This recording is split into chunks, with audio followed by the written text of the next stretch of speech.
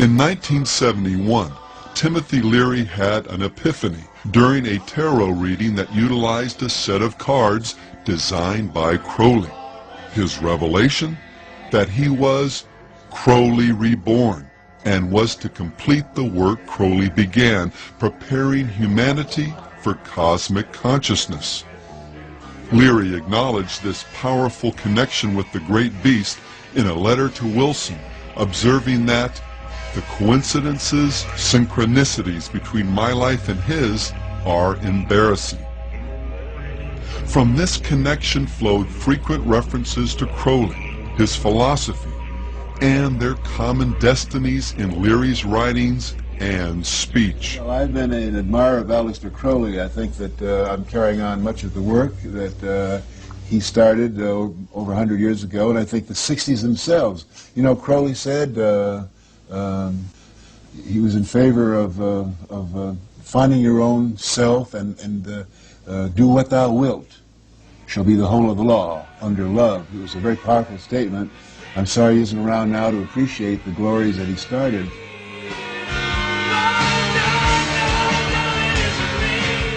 The phrase, "do what thou wilt," was taken from the Book of the Law, Crowley's most renowned work and one whose composition is worth understanding in the context of our study. While visiting Egypt in 1904, Crowley's first wife, Rose, began going into spontaneous trances, muttering things like, "They are waiting for you," and "He who was waiting was Horus." Intrigued, Crowley and Rose went to visit the Cairo Museum. From a distance she spied a glass case and exclaimed, "There he is." Upon inspection, the case did contain an image of Horus painted on a wooden stele, but what particularly stunned Crowley was its exhibit number, 666, his number, the number of the beast. Convinced now that something supernatural was happening, Crowley went back to his hotel and performed a ritual, summoning this higher power. Over 3 successive days, beginning on April 8th, the book was channeled through Crowley while in a trance. And the content of this revelation? "I am the snake that giveth knowledge," the Spirit said. "To worship me take wine and strange drugs, whereof I will tell my prophet." Falling on precisely the wrong side of the Bible's account concerning the fall of man and Satan's role, this snake spirit begins the revelation by telling man that he is a god, that reality is essentially an illusion, sin a myth, and that ethically there's no greater commandment than the law of Thelema, Greek for will, as famously stated in the 40th verse of chapter 1.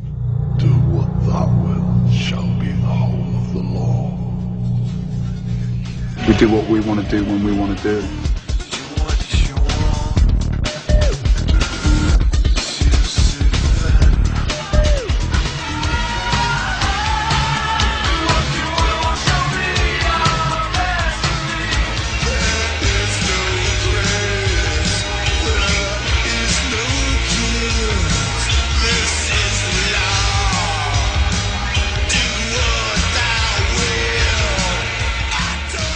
Well, today that same law has been written, spoken, or sung about by more contemporary artists than even Robert Anton Wilson would have imagined.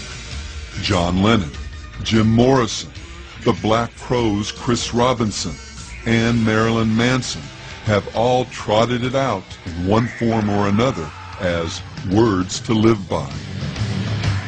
Harry Smith inserted it into the original handbook that came with his renowned Anthology of American Folk Music.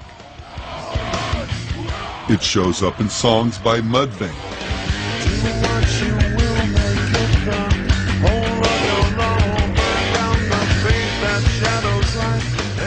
David Bowie, The Only Ones, The Electric Hellfire Club, Alphaville, Throbbing Gristle, Numb, Ancient Ceremony, Eddie and the Hot Rods, Death SS, Theater of Tragedy, Cult Disciples, Therion, Psychic TV, Celtic Frost, Bruce Dickinson, Moonspell, Graham Bond, Sepultura, Edge of Sanity, The Lords of the New Church, and Marilyn Manson, among others.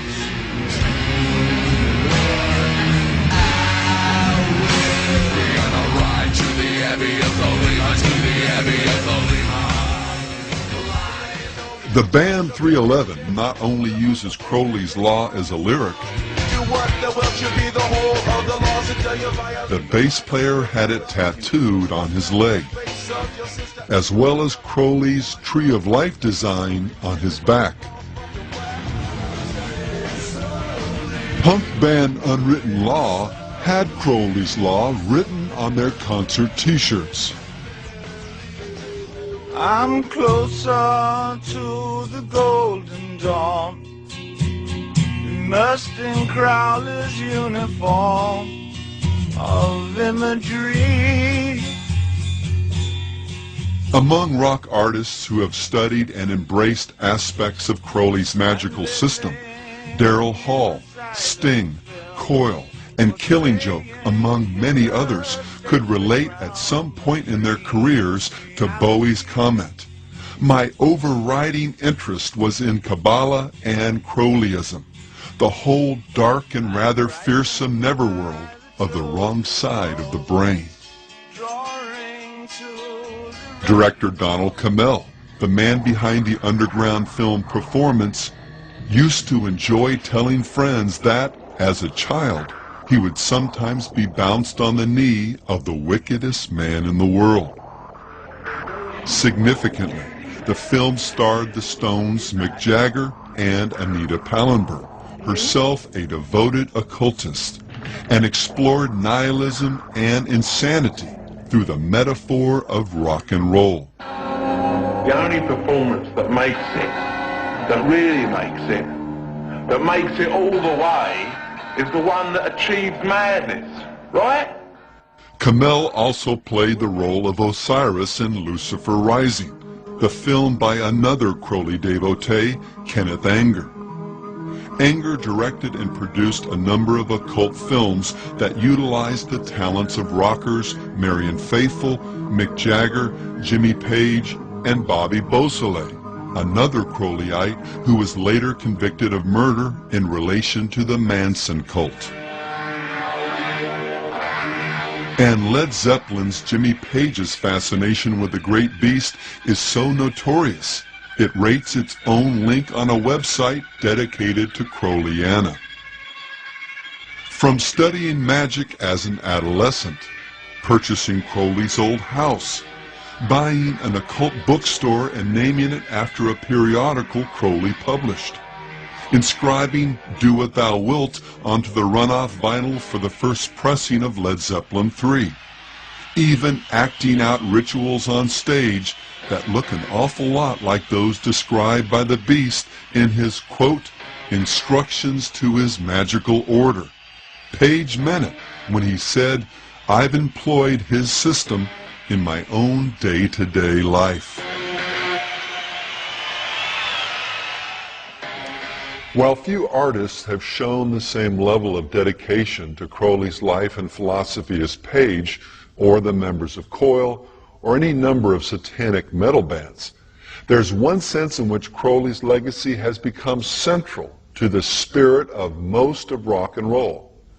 We'll discuss this in more detail in Part 8 of this series, but for now understand that his primary message was simply, find your true will and then do it.